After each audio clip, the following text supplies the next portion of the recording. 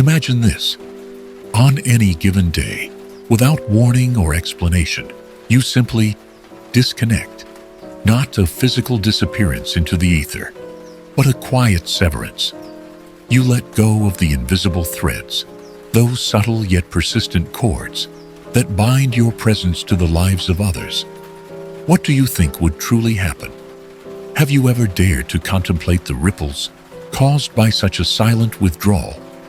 Not an act born of hatred or resentment, as the video suggests, but perhaps from a profound, almost desperate need to simply be with yourself, to reclaim the territory of your own inner world.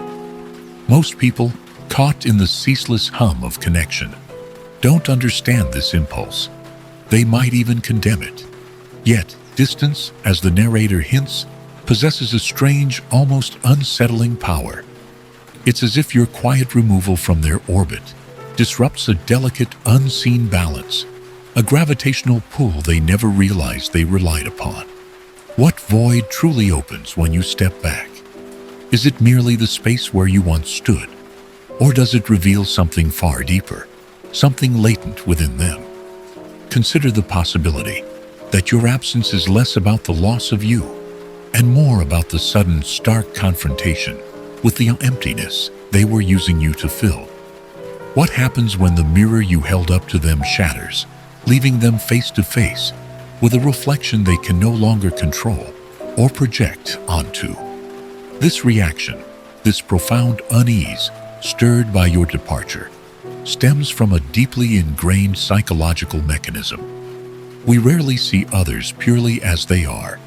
Instead, as thinkers like Carl Jung might suggest, we project onto them the disowned parts of ourselves, our insecurities, our hidden desires, our unmet needs, our idealized expectations. You become, unknowingly, the screen upon which they play out their inner dramas. Jean-Paul Sartre spoke of the gaze of the other, how it can attempt to define and objectify us, fixing us within their world. But what happens when that objectifying presence withdraws? The other person isn't left mourning you, the complex, evolving individual. They are left confronting the collapse of the construct they built around you. As the video states, people don't see you as you are. They see you as they need you to be. You are the mirror, reflecting not your truth, but their narrative. You become the crutch, supporting an emotional architecture they haven't learned to stand without. When you decide to step away, you aren't just removing yourself. You're removing the function you served, the role you played in their psychic economy. This is why the void feels so uncomfortable, so threatening, not because of what is missing, you, but because of what it reveals about their own internal landscape, the parts of themselves they were avoiding by focusing on their projection of you. Friedrich Nietzsche might see this as part of the herd mentality, where individuals rely on external validation and predefined roles, rather than forging their own values and identities. The unseen consequences of this dynamic permeate our lives. How many relationships, beneath the surface of affection or familiarity, are built not on genuine connections or unconditional love, but on convenience, power dynamics, and unspoken needs? We become entangled in webs of mutual utility, mistaking dependence for devotion. Cognitive biases reinforce this. Confirmation bias leads us to see only the aspects of others that fit our pre-existing narratives about them and ourselves. Neurologically, we seek comfort and predictability, and the presence of others, even if their role is merely functional, provides a buffer against the terrifying uncertainty of existence. Cultural conditioning relentlessly pushes the narrative of constant connection, often stigmatizing solitude or the need for personal space as selfish or aberrant. You might have been told countless times, as the video muses, how important you are, how needed you are, how they couldn't do this or that without you.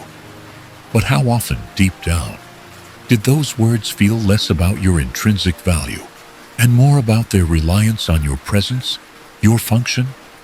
This creates an invisible trap. You exist not as a sovereign being, but as an essential component in someone else's machinery. Your absence, therefore, isn't just a personal loss for them. It's a systemic failure, a breakdown in the mechanism they used to navigate their own lives, forcing them to confront truths they were desperately trying to ignore. So, how does one rebel against becoming merely a reflection or a crutch? How do you break free from the projections of others and reclaim your own authentic self? The act of stepping away, the quiet disconnection we first imagined, becomes an act of profound rebellion, an assertion of self-sovereignty.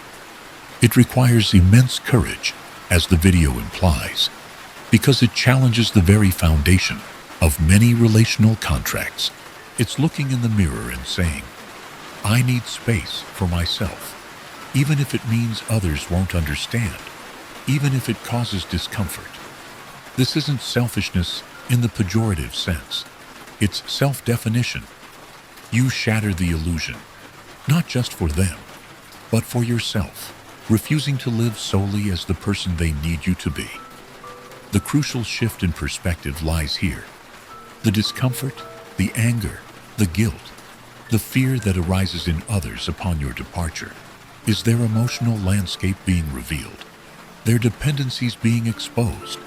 It is their work to navigate, not your burden to carry. Reclaiming your inner peace often means detaching your sense of worth from the validation or needs of others. It involves recognizing that true connection arises from the meeting of two whole individuals, not the interlocking of two sets of needs and projections. This path requires facing the terrifying possibility of being misunderstood, of being labeled selfish or uncaring. But it is the necessary path toward authentic existence. Here lies the ultimate truth, the final, most powerful realization. When you step away, the ensuing emotional turmoil in others isn't truly about your absence, but about the sudden, unavoidable confrontation with their own inner world. Your departure forces them to face the void within themselves, the one they had unconsciously papered over with your presence, your projected image. It reveals the fragile scaffolding of identities built not on self-knowledge, but on external dependencies and the roles others play. The void isn't an empty space where you used to be. It becomes a stark, unflinching mirror, reflecting their insecurities, their hidden desires, their unacknowledged fears. Your departure, as the video highlights, isn't just physical, it's symbolic. It represents a change in a dynamic they didn't control, and this loss of control inevitably generates anxiety. They might reconstruct narratives about you, idealizing you. They were so perfect, I didn't value them. Or demonizing you. They left because they never cared. Not because these narratives reflect reality, but because they need a version of your departure that is bearable for them, one that allows them to avoid confronting their own role in the dynamic or the depth of their reliance. There's something profoundly unsettling, yet potentially liberating, in understanding how your stepping away can become a trial by fire for the relationships you leave behind. It lays bare uncomfortable truths, that many human connections aren't based on unconditional love or mutual respect, but on conveniences, power dynamics, and unspoken needs. When you decide to break those dynamics, people don't just lose a person. They lose a support system, a point of reference, a balance they unknowingly depended on you to maintain. For some, your departure leaves a void they simply don't know how to fill, because your presence, unwittingly, had become the anchor for something much bigger within them, something that now starts to crumble. The most fascinating part, while they rebuild their world without you, perhaps constructing those self-serving narratives, you are simultaneously going through your own process of self-discovery, reclaiming space, and finding peace independent of their validation. The irony is palpable. Often, those left behind don't even understand why your decision affects them so profoundly, because in their minds, perhaps you weren't that crucial.